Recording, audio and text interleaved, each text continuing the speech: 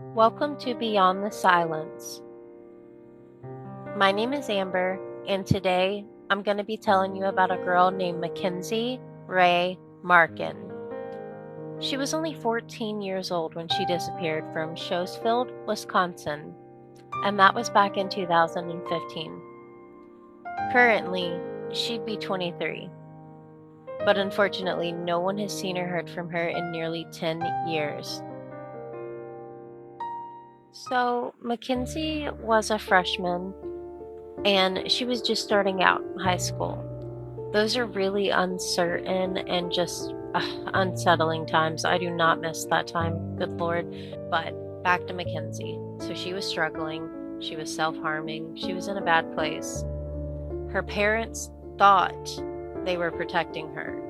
They thought that because they kept her from having a cell phone, that she wouldn't be able to talk to people without them knowing. So she was allowed internet access, but all of her internet access was heavily monitored. Or so her parents thought. So, despite the restrictions set in place by her parents, Mackenzie found a way around things, found a way to basically hide things and talk to older various men, right? So, she had been using apps that hid her messages, apps designed to keep her digital life a secret. I am 27 years old, and what?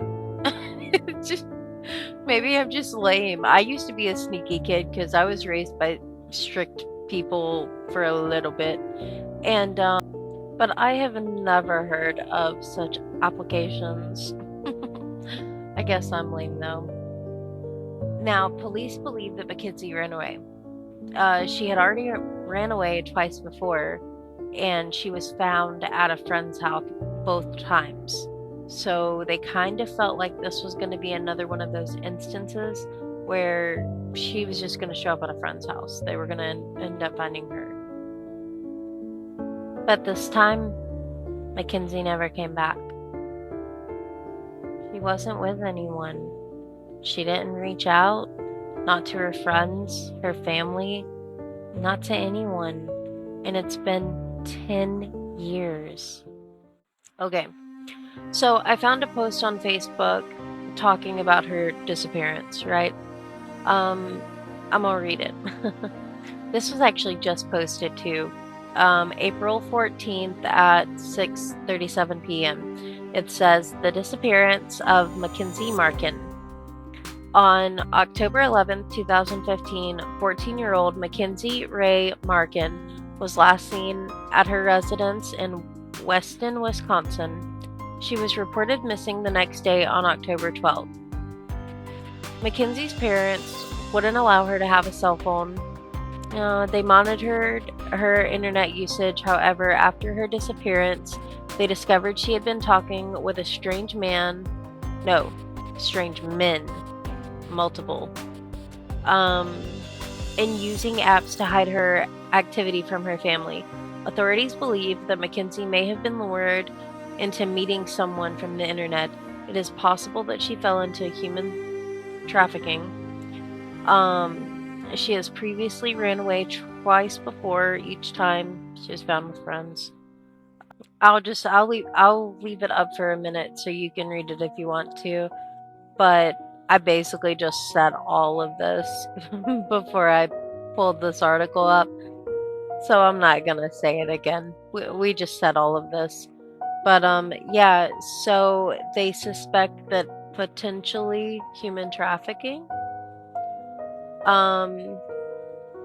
Because if she would have ran away, she's always ran away to her friend's house or houses, and she didn't this time. She's never been found, and it's been so long. So unfortunately, they're thinking not good, you know? They're thinking that she met up with somebody and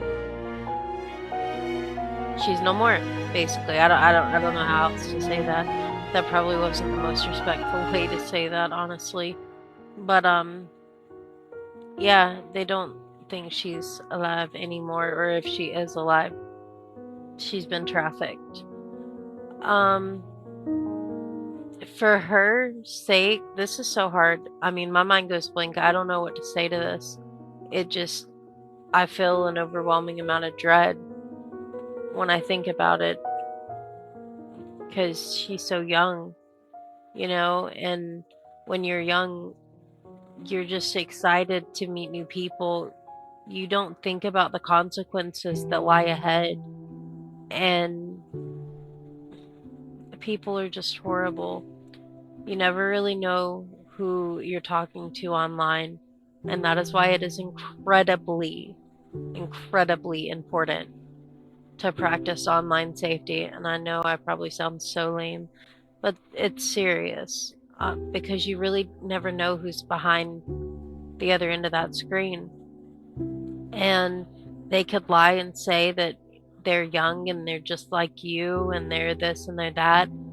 And they're really, really a predator, So if, I'm sorry, if I take anything away from this case, uh, I would take the fact that, you need to be safe.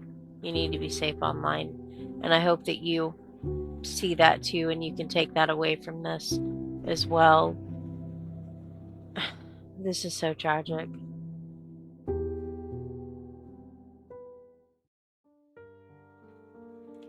All right, so I have reported the facts, or at least what I could find, right? And what we know.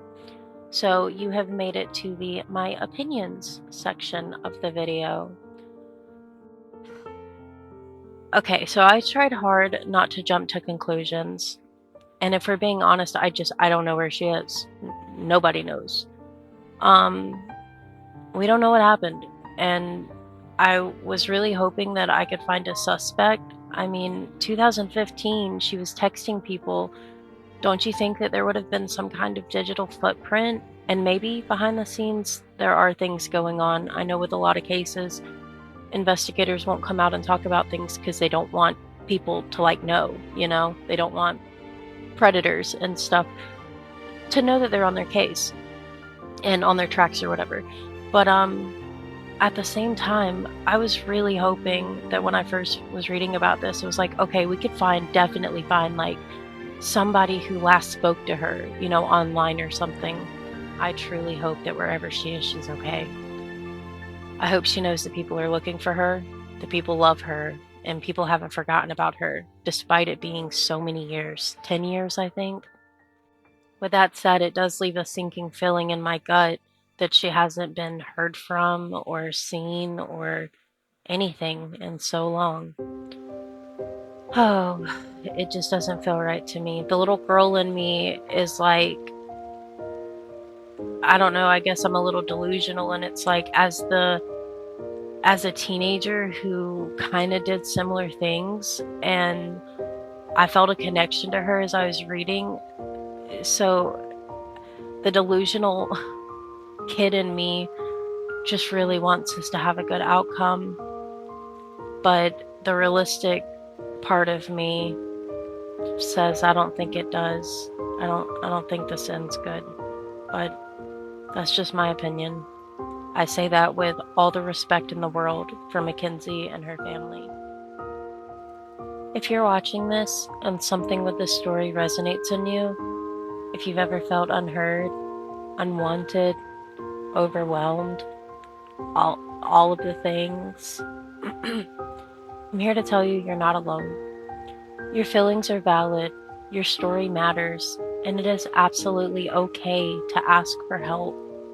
Taking care of your mental health is just as important as taking care of your physical health.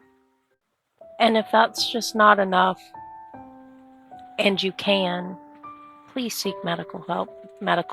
Amber, professional. I need professional help. No, but really, please seek professional help. I know that not everybody can afford it. I am one of those. I'm too broke for therapy. YouTube is my therapy. But please seek therapy if you can. And if you can't and you don't have anybody, I want you to know that I don't think there's direct messaging, but I want you to know that my comment section is always open. if I see it, I can be that friend for you, and I should see it. I really don't have a life. So please, please know you're not alone. And if you are alone and you're seeing this, you have me now, so you're not alone. All right, that's all I wanted to say.